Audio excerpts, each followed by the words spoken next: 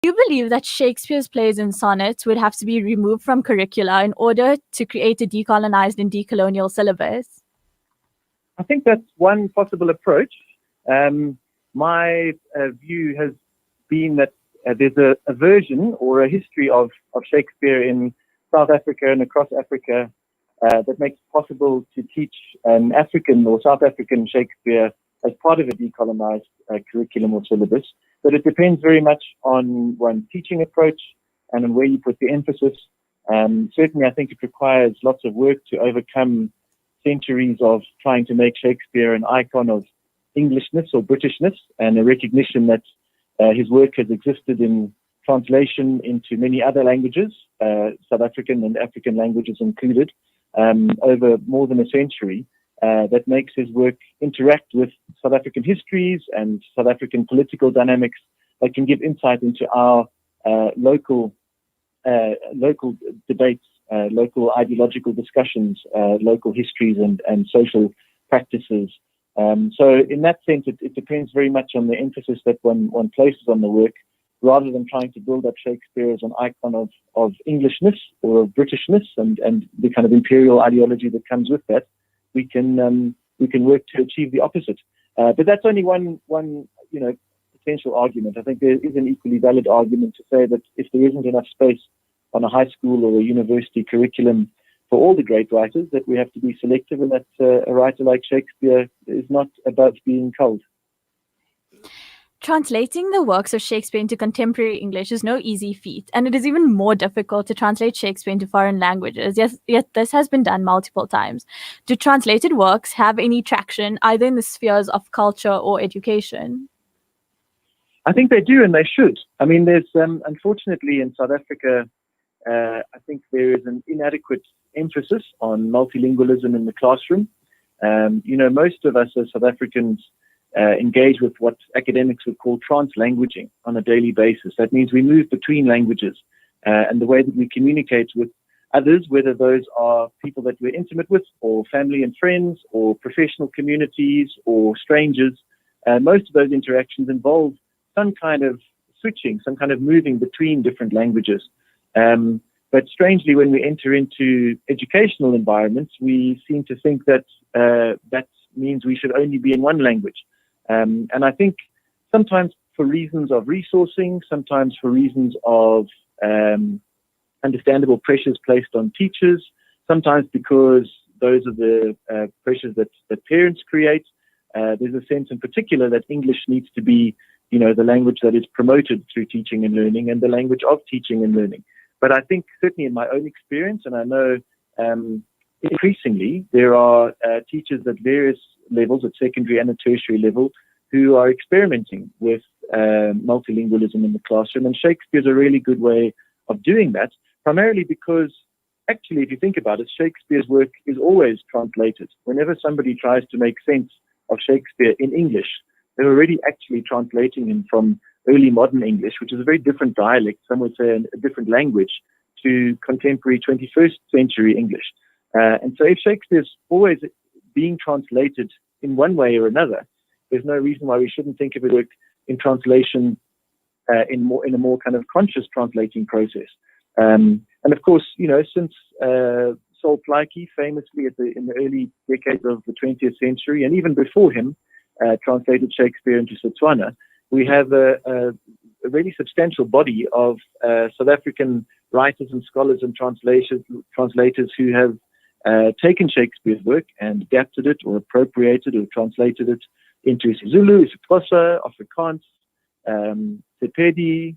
There are many different examples of this.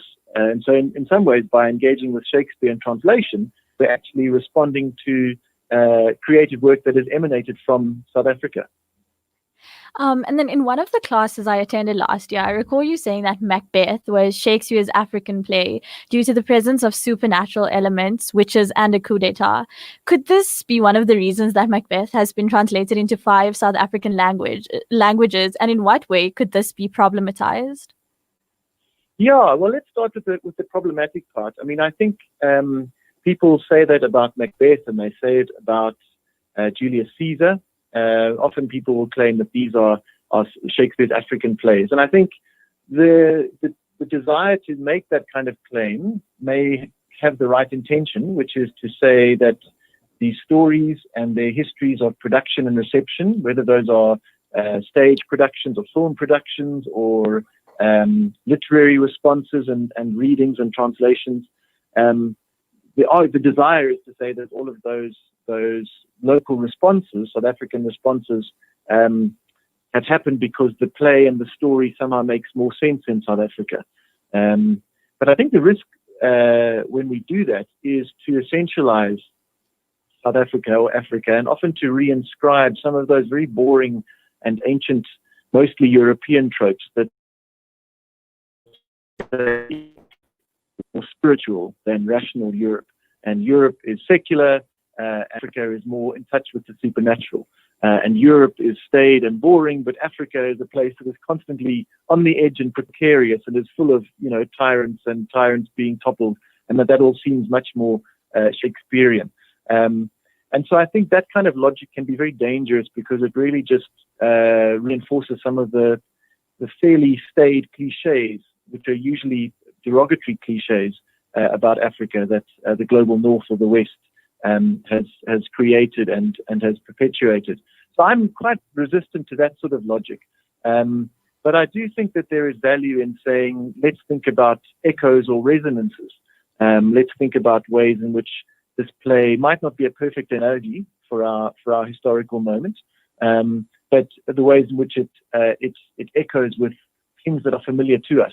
And that's a process that is no more specific to South Africa than it might be to the US or to South America or to India. But I guess in the same way that when people try to say that Donald Trump is a Julius Caesar type figure or is a Macbeth or a Richard III, it's an appealing comparison, but it doesn't really play out because either you have to change the plot of Shakespeare's play to fit the national narrative, or you have to actually change the national history to fit the Shakespearean narrative. So I think it's potentially a very rich vein of interpretation for theatre makers and for readers to explore, but I think we should be cautious of making grand claims about plays working better or worse in a certain national or continental context. And then lastly, as I'd mentioned, the translating of Shakespeare's works is a complicated task and undoubtedly poses a set of problems. And I think you touched a little on this, but what roles would translanguaging, untranslatability, and modernization play in all of this? Well, look, I think the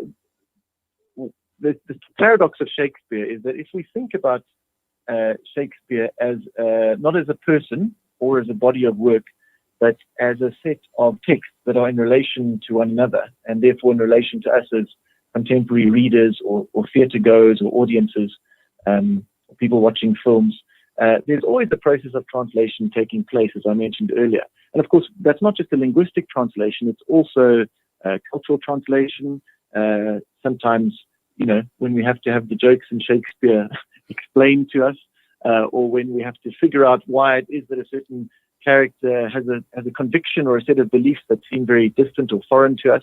That's one form of translation. And then, of course, other forms of translation have to do with staging the plays. So turning text into performance, into a visual tableau. Those are other forms of translation, of translating meaning or conveying meaning in a different register or a different kind of language, visual language, performative language, and so on. So if that's happening all the time anyway, then I think that the linguistic translation simply complements that process. It also means that we can be freed from the burden of fidelity or faithfulness or authenticity. When somebody is staging Shakespeare in English or thinking that they need to read and understand and interpret Shakespeare only in English, they're always bound to this idea of the original. What was it like for Shakespeare and his audiences? And of course, that actually involves a fair amount of if not guesswork, at least informed or educated guesswork. We have lots of documentation that describes what the theatre was like in Shakespeare's time. But there's no way that we can reproduce that. Even if, as they do at the Globe Theatre in London, you try and reproduce the staging conditions, you can't reproduce the audience. And if theatre is built out of the dynamic, the moment of interaction between those on the stage and those in the audience. That means that one half of that dynamic, the audience, is fundamentally different too, and can never simply reproduce, those original staging conditions because they're not like the original audiences. So I think this argument around originality is very dubious. But as long as you're doing it in English, because there's such a strong and heavy cultural weight attached to so-called original Shakespeare, you're always going to be stuck in that mode. Whereas the moment that you are translated into another language, that no longer makes sense. It no longer carries the same kind of heaviness. And so you're free to adapt and to update and to change the cultural reference points and to change the linguistic reference points and to change sometimes even the narrative and the ideas and the characters. So it's a very liberating approach to Shakespeare that I think isn't bound to some very sort of artificial idea of originality. And that for me is the great strength and excitement of translation work. That if we don't try and say we're trying to translate Shakespeare by reproducing in another language a perfect copy of the original, but instead say this is a new work in its own right that borrows from Shakespeare or transmutes Shakespeare or turns Shakespeare into something new and different, that's really exciting. Thank you so much for joining us today, Professor Thurman, and thank you for the riveting discussion on Shakespeare in the contemporary world and the translation of his works.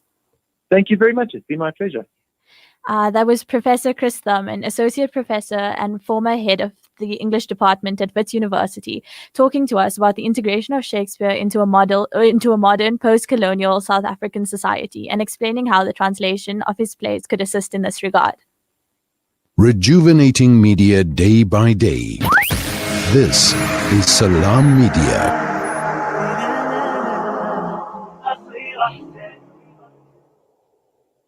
From the townships of South Africa, the refugee camps in Syria, or orphanages in Yemen, the eyes of the needy speak volumes with just one glare. We know what it's like to be at ground zero, with food essentials, clothing and blankets, fresh water portal trucks, and even on-site navigators. We use every cent to better their tomorrow. Become part of our journey to bring relief to all. Go to www.ashraful